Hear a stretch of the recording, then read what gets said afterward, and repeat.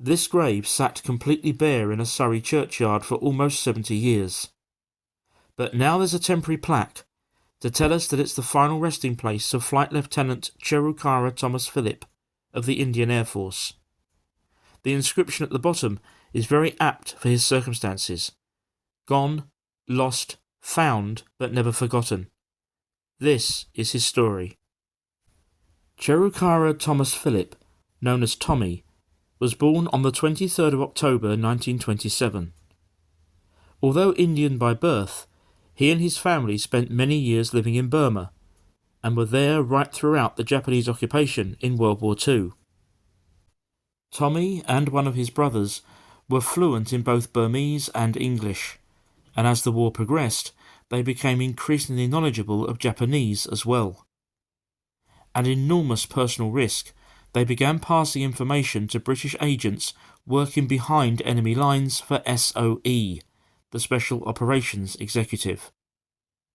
Tommy survived the war and later returned to India, which gained its independence in 1947, and he subsequently joined the Indian Air Force.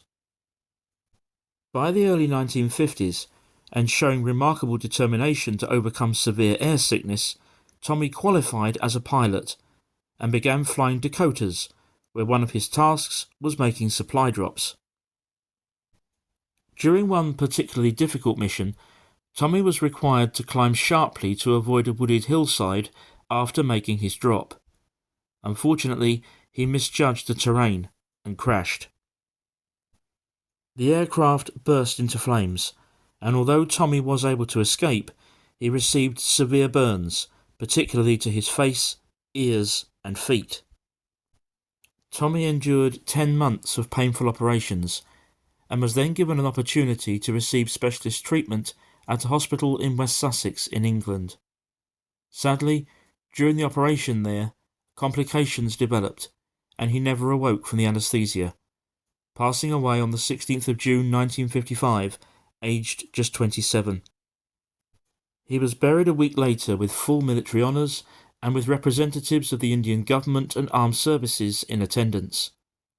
After that, for unknown reasons, his story went cold and was only rediscovered by chance in 2022. It's uncertain what the next steps for the permanent marking of Tommy's grave will be, but at least now his story is regaining the recognition it deserves, and the temporary marker was placed on his grave in 2023 with his nephew, Dr. Joseph Chandy, in attendance. Please subscribe for more.